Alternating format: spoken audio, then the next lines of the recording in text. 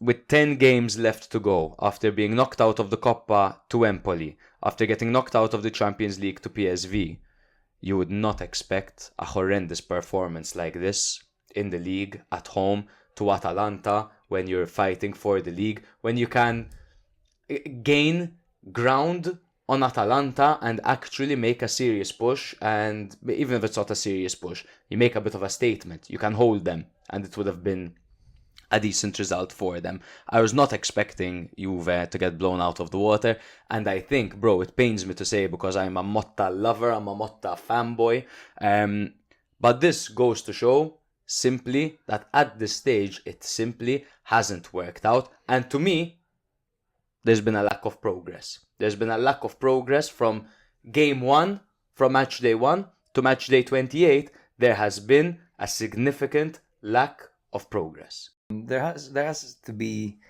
a balance, right, between playing the system that you want to play and playing a system that will benefit the players that you have.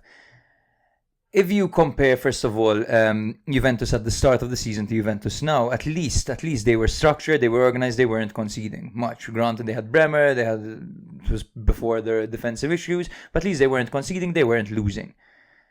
Now, I think that he's mixing it up too much, Motta. He's got Yildiz playing on the right. He's got McKennie playing in central attacking midfield. Before the talk was, oh my god, Kvaratskhelia has left, and now they only have Neres, who has that bit of flair to his game that can break and that can actually threaten. However, with Neres' injury forced Conte to deploy Raspadori, deploying him in his favorite position, which is something massive, because Raspadori, by the way, needs to sit down and think about his career, because he's wasted so much time going to teams that don't play him in his that don't even use his favorite position.